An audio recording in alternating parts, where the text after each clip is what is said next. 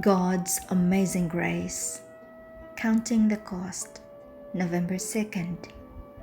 But what things were gained to me, those I counted loss for Christ. Philippians chapter 3 verse 7. Moses renounced a prospective kingdom, Paul the advantages of wealth and honor among his people, for a life of burden-bearing in God's service. To many, the life of these men appears one of renunciation and sacrifice. Was it really so? Moses was offered the palace of the pharaohs and the monarch's throne, but the sinful pleasures that make men forget God were in those lordly courts, and he chose instead the durable riches and righteousness. Proverbs 8 verse 18. Instead of linking himself with the greatness of Egypt, he chose to bind up his life with God's purpose. Instead of giving laws to Egypt, he, by divine direction, enacted laws for the world. He became God's instrument in giving to men those principles that are the safeguard alike of the home and of society, that are the cornerstone of the prosperity of nations. Principles recognized today by the world's greatest men as the foundation of all that is best in human governments. The greatness of Egypt is in the dust.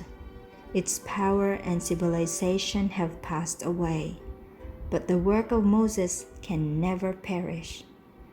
The great principles of righteousness which he lived to establish are eternal. With Christ in the wilderness wandering, with Christ on the Mount of Transfiguration, with Christ in the heavenly courts, his was a life on earth blessing and blessed, and in heaven honored. Paul also in his manifold labors was upheld by the sustaining power of his presence. I can do all things, he said, through Christ, which strengtheneth me. Philippians 4 verse 13. Who can measure the results to the world of Paul's life work?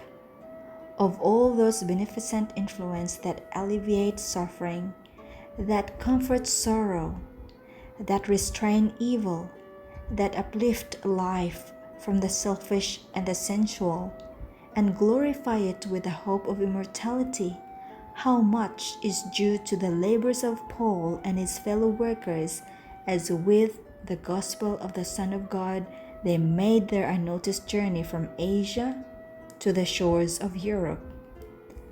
What is it worth to any life to have been God's instrument in setting in motion such influences of blessing? What will it be worth in eternity to witness the results of such a life work?